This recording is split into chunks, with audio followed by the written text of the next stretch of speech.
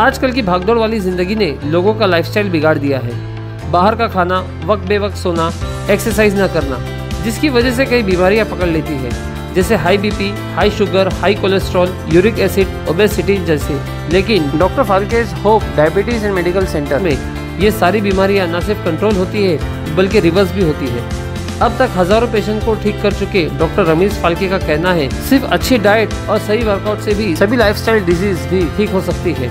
अगर आपको ऐसी कोई शिकायत है तो जरूर विजिट कीजिए doctor Phalke's hope diabetes and medical center, behind Haji motor, below galaxy hotel, Vanjarpatti नाका, वाड़ा रोड, भिवंडी। आम आदमी पार्टी भी उतरी भिवंडी के चुनावी मैदान में, बाल्या मामा को दिया समर्थन। दोस्तों, इस लोकसभा चुनाव का बुखार कुछ इस तरह छाया है कि आज हर बच्चे की जुबान पर बस इलेक्शन की बातें हैं। ऐसे में भिवंडी शहर का माहौल तो कुछ ज्यादा ही गर्म है। जहां एक तरफ 10 साल खासदार रहे बीजेपी कैंडिडेट कपिल पाटिल है, तो उनके सामने टक्कर देने के लिए खड़े हैं इंडिया अलायंस के उम्मीदवार सुरेश मात्रे उर्फ बाल्या मामा। और बाल्या मामा को अब भिवंडी आम आदमी पार्टी ने भी समर्थन दिया है। आम आदमी पार्टी के सुप्रीमो अरविंद केजरीवाल फिलहाल ईडी का शिकार हुए हैं, लेकिन उनकी पार्टी पूरे जोर शोर से इस चुनावी मैदान में उतरी है। बात करें भिवंडी की, तो शहर जिला कार्यकारी अध्यक्ष मसीह इकबाल का कहना है कि अब भिवंडी में वसूली वाला खासदार नहीं चाहिए, और उन्होंने अपने इंडिया अलायंस के सपोर्ट के चलते बाल्या मामा को अपना समर्थन दे दिया है। पार्टी के सचिव हनुमंत जाधव ने क्या कहा, आइए देखते हैं। आज 2 मई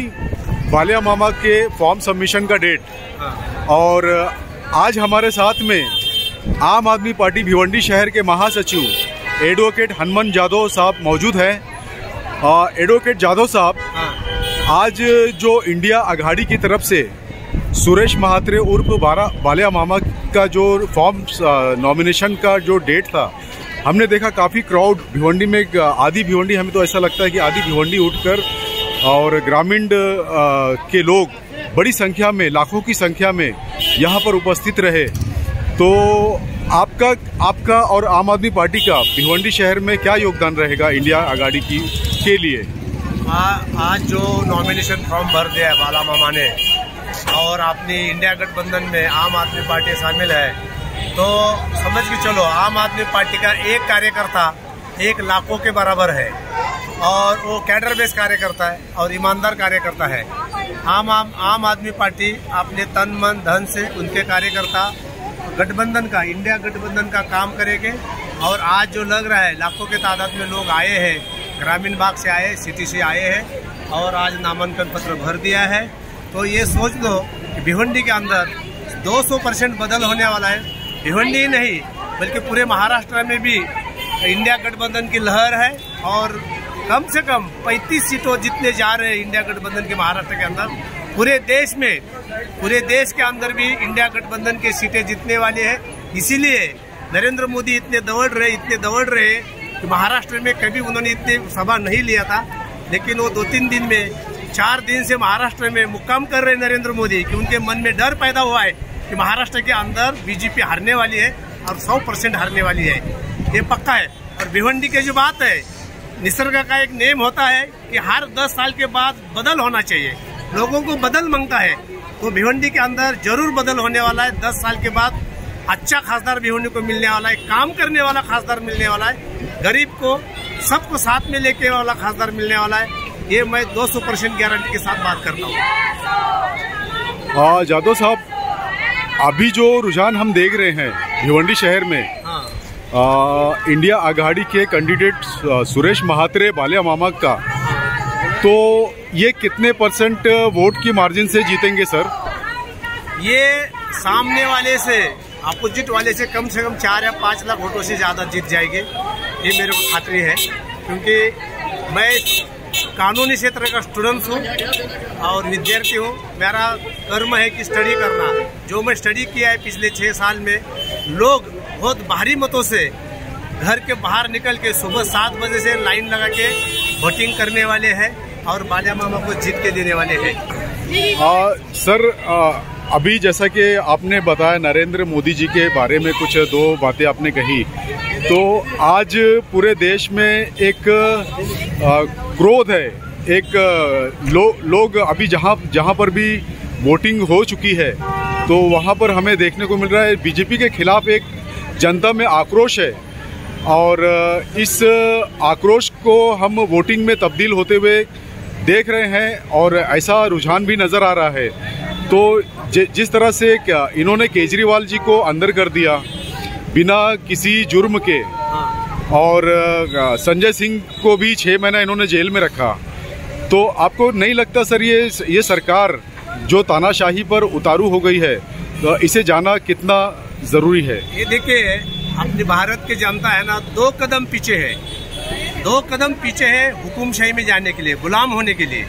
अगर 2024 में ये चुन के आते तो अपने देश की 140 करोड़ जनता बीजेपी की गुलाम बनने वाली है। यही तो बता रहे हैं कि जो लोग ने अच्छा काम किया है, शिक्षा क्षेत्र में अच्छा काम किया है, आरोग्य के हेल्थ क्षेत्र में अच्छा काम किया है, दिल्ली में अरविंद केजरीवाल सरकार ने उनको सबको उठा के जेल में बंद कर दिया है। अभी दिल्ली के अंदर भी देख लीजिए कितनी भारी संख्या में लोग आ रहे हैं, आम आदमी पार्टी के साथ आ रहे हैं। आम आदमी पार्टी का गठबंधन है, गठबंधन पक्ष के लिए दिल्ली, राजस्थान, हर जगह पे लोग आ रहे हैं। जो मतदान हुआ है इसके पहले 3 चरणों में, उसके अंदर यही बता रहा है कि बीजेपी को 100% फटका बैठने वाला है। मेन चीज ये है कि अंदर के सर्वे ऐसा है कि यूपी में, उत्तर प्रदेश के अंदर बीजेपी को 40 सीटों से हारने वाला है, 40 सीट उनके कम होने वाले। इसीलिए नरेंद्र मोदी इतने दौड़ रहे हैं। अभी आपने कल परसों पुणे में सभा हो गई नरेंद्र मोदी की, आधे से ज्यादा कुर्सी खाली था, आधे से ज्यादा कुर्सी खाली था। टीवी चैनल वाले नहीं दिखा रहे, सच बात, लेकिन रवीश कुमार जो है यूट्यूब चैनल वाला, रवीश कुमार ने दिखा दिया कि नरेंद्र मोदी के सभा के अंदर सब कुर्सी खाली था।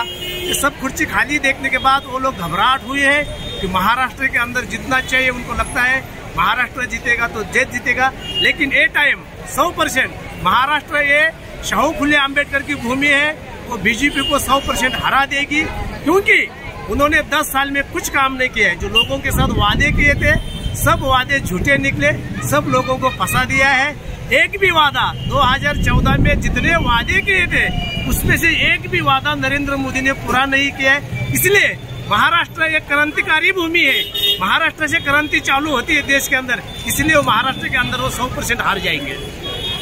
जादव साहब, जैसा कि अभी 2 टर्म से नरेंद्र मोदी जी देश की सत्ता पर काबिज हैं, और 10 साल के कार्यकाल को पूरा करने के बाद अगर आज उन्हें हिंदू मुस्लिम के ऊपर वोट मांगने की जरूरत पड़ रही है, तो ये कहीं ना कहीं ये उनकी विफलता का सबूत है कि उनके पास गिनाने के लिए कोई काम नहीं है, और अपनी हार की हताशा में वो उलूल जुलूल बातें करके चुनाव को डाइवर्ट करने की कोशिश कर रहे हैं, और हर बात में वो हिंदू मुसलमान का फितना लेकर आ रहे हैं। सर, इसके बारे में क्या कहना चाहेंगे? अभी देखो, उन्होंने 10 साल में जो काम किया है ना, वो लोगों को बताना चाहिए। देखो, मैंने ये काम किया, मैंने 15 लाख आपके खाते में डाला, किसानों की आय में दुगना कर दिया। एक दिन वो आज तक के ऊपर एक प्रोग्राम था 1-2 साल के पहले, कि वो नरेंद्र मोदी बात कर रहे थे किसानों की औरत के साथ कि तुम्हारा आय दुगनी हुआ। उलूल जुलूल बातें करके चुनाव को डाइवर्ट करने की कोशिश कर रहे हैं, और हर बात में वो हिंदू मुसलमान का फितना लेकर आ रहे हैं। सर, इसके बारे में क्या कहना चाहेंगे? अभी देखो, उन्होंने 10 साल में जो काम किया है ना, वो लोगों को बताना चाहिए। देखो, मैंने ये काम किया, मैंने 15 लाख आपके खाते में डाला, किसानों की आय में दुगना कर दिया। एक दिन वो आज तक के ऊपर एक प्रोग्राम था 1-2 साल के पहले, कि वो नरेंद्र मोदी बात कर रहे थे किसानों की औरत के साथ कि तुम्हारा आय दुगनी हुआ कि नहीं हुआ, तो वो की औरत लोग बोले हो गया। लेकिन आज तक चैनल वाले ने जाके मास्टर ट्रक में जाके पूछा उनको, तो बोले हमको दिल्ली से कुछ ऑफिसर आए थे, और दिल्ली के ऑफिसर ने बोले कि भाई तुम बोल देना हो गया है। तो गांव के सरपंच भी बोला कि हमको दम दिया था, हमको दमदाटी किया था कि किसानों की आय दुगनी हो गए। तो वो आज तक के चैनल से प्रसून वाजपेयी को और आदिसार शर्मा को हटा दिया है कि वो कार्यक्रम वो लोग ने किया था अरेंज, कि वो पर्दा फाश कर दिया था नरेंद्र मोदी का आज तक वाले ने। ऐसा है, सब चैनल वाले के ऊपर कब्जा किया है। एक भी चैनल वाला नरेंद्र मोदी के विरोध में बात करने के लिए तैयार नहीं। असल में चैनल वाले का, पत्रकारों का ड्यूटी है कि सरकार से प्रश्न करने का, सरकार से क्वेश्चन करने का, पूछने का कि तुमने 10 साल में क्या काम किया। नरेंद्र मोदी सरकार ने 10 साल में कुछ काम नहीं किया है, सिर्फ इसीलिए अभी उनको धर्म के बात के ऊपर आना पड़ रहा है वोट मांगने के लिए। ये बात देश के लिए अच्छी नहीं है, देश के लोकशाही के लिए अच्छी नहीं है बात, कि उनको धर्म का सहारा लेना पड़ रहा है। इससे मैं बोलने के लिए शब्द नहीं है कि वो लोग धर्म का सहारा ले रहे हैं। वो लोग ये भी बता रहे, कुछ राजस्थान के कुछ सभा में बोले कि कांग्रेस सत्ता में आ जाएगा तो हिंदू औरत का मंगलसूत्र छीन के लेंगे। ये कौन सा होगा भाई? मुगल का राज 800 साल तक तभी नहीं हो पाया, तो अभी कैसा हो पाएगा? इतना भड़काऊ भाषण अपने देश के नरेंद्र मोदी करते हैं। वो उनको ये भी भूल जाते हैं कि मैं देश का प्रथम नागरिक हूँ और मैं कॉन्स्टिट्यूशनल पद के ऊपर बैठा हूँ, तो मैं कैसा बात करना चाहिए लोगों के साथ, क्या भाषण में मैं लैंग्वेज कौन सा यूज करना चाहिए, वो भी उनको पता नहीं है। इसलिए देश के लोगों का दुर्भाग्य है कि ऐसे व्यक्ति को 10 साल अपन ने पंतप्रधान बनाया। जैसा कि हमने संजय सिंह जी का स्टेटमेंट सुना था सर, खासदार संजय सिंह जी जो अभी जेल से छूट गए हैं और उनके ऊपर कोई भी गुनाह सिद्ध नहीं हुआ है, लेकिन फिर भी सिर्फ एक आरोप के तहत उन्हें 6 महीना जेल में रखा गया। और सर उन्होंने कई जगहों पर ये स्टेटमेंट दिया है कि अगर 2024 में बीजेपी सत्ता में आती है तो संविधान को पूरी तरह से नष्ट कर देगी। नहीं देखो, वो जो है ना संविधान, अभी मैं संजय के ऊपर बात करता हूँ। संजय सिंह जी बहुत अच्छा खासदार है, आम आदमी पार्टी के बहुत ईमानदार कार्यकर्ता है, खासदार है। संसद के अंदर अपनी बात अच्छा रखते हैं, जनते का प्रश्न रखते हैं, तो जनते का प्रश्न रखने वाला खासदार उनको लोकसभा में नहीं चाहिए। जैसा कि राहुल गांधी ने हिडनबर्ग के रिपोर्ट के ऊपर बात रखी थी कि 20,000 करोड़ रुपया किसका है अदानी ग्रुप में, तो राहुल गांधी की खासदार की रद्द किया गई थी और बाद में सुप्रीम कोर्ट ने बहाल कर दिया। ऐसा ही जो लोग अदानी के बारे में, अंबानी के बारे में, नरेंद्र मोदी के बारे में जो संसद में क्वेश्चन करते हैं, प्रश्न करते हैं, उनके पीछे ये लोग हाथ धो के लगते हैं, कोई भी झूठे इल्जाम उनको अंदर डाल देते हैं। मेरी पहली मांग ये है, जो पीएमएलए एक्ट के अंदर जो सेक्शन है, 50 सेक्शन है, जो वो सेक्शन तुरंत रद्द करना चाहिए, क्योंकि वो सेक्शन क्या बोलता है कि तुम साबित करो कि हम निर्दोष है। अरे हम क्यों साबित करेगा भाई? तुमने अरेस्ट किया, तुम साबित करो ना हम गुनहगार है जी। इसके वजह से जल्दी उधर जमानत नहीं मिलती है। तो अभी लोगों ने इसके ऊपर ही आंदोलन करना चाहिए कि पीएमएलए एक्ट का जो सेक्शन 50 है वो रद्द करना चाहिए। तुम हमको अरेस्ट कर रहे तो वो आपकी जवाबदारी है कि हम गुनहगार है साबित करने का, हमने कुछ गलत किया साबित करने का आपकी जवाबदारी है, ईडी की जवाबदारी है, हमारी नहीं है। लेकिन वो सेक्शन क्या बोलता है कि तुमको अरेस्ट किया, तुम साबित करो कोर्ट के अंदर कि हम निर्दोष है। ऐसा कैसा हो सकता है जी? ये गलत सेक्शन है। ये सेक्शन का पूरेपूर गलत इस्तेमाल हो रहा है पूरे देश के अंदर। बीजेपी के अंदर जितने भी लोग कांग्रेस, राष्ट्रवादी, बाकी पार्टी छोड़ के आए हैं, ये सेक्शन की वजह से सब भाग के गए हैं, डर के गए हैं, क्योंकि वो गए तो अच्छा हो गया, क्योंकि उन्होंने गलत रास्ते से कमाया था तो चले गए, जाने दो। बाकी ईमानदार कार्यकर्ताओं को तो जगह मिल गई बाकी पार्टी के अंदर, स्कोप के ऊपर चले गए। तो ये सब गलत है। सब अपोजिशन पार्टी खत्म करने का, अपोजिशन नेता को चिरट के फेंक देने का और पूरे अपोजिशन लीडर को खत्म करके सिर्फ only one party and one nation रखने का प्रोग्राम ये लोग ने रखा है। ये बात है उनकी। और उनका जो कंसर्न, उनका जो फादर पेरेंट है, जो मदर पेरेंट बोलते हैं आरएसएस, उनका यही राय है कि देश के लोगों को कैसा गुलाम बनाने का।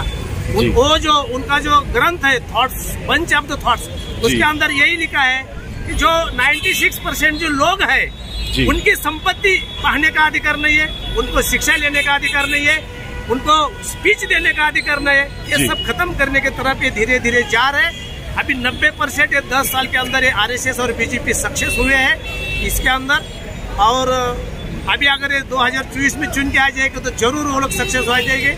जो मैं बोल रहा हूँ कि बोलने का हक जिस ग्रंथ ने मुझे दिया है, भारत के संविधान ने, वो भी संविधान वो लोग बदली कर देंगे, ये जरूर 100% है। इसलिए मेरी भारत के मतदाताओं को विनंती है, हाथ जोड़ के सोच समझ कर बटन दबाए, नहीं तो वरना तुम 100 साल ये लोगों के गुलाम बन जाएंगे। ये थे हमारे साथ में आम आदमी पार्टी के भिवंडी भी बंद हो जाएगा। जी जी, ये थे आम आदमी पार्टी भिवंडी शहर के महासचिव एडवोकेट हनुमान जाधव जी। जाधव जी ने आज हमें खुलकर बताया बीजेपी के बारे में। और जैसा कि हम देख रहे हैं, तानाशाही क्या पूरी तरह से हावी हो चुकी है और ये जैसा कि संजय सिंह जी ने भी कहा था कि ये चुनाव देश का आखिरी चुनाव हो सकता है अगर दोबारा बीजेपी सत्ता में आती है तो जैसा कि हम रुझान देख रहे हैं आज भिवंडी लोकसभा के क्षेत्र में, तो हमें तो दूर दूर तक बीजेपी नज़र नहीं आती और जनता ने ये खुलकर बोलना शुरू कर दिया है कि अब हमें हफ्ता वसूली करने वाला खासदार नहीं चाहिए, अब हमें काम करने वाला खासदार चाहिए। बहुत बहुत धन्यवाद सर आपका।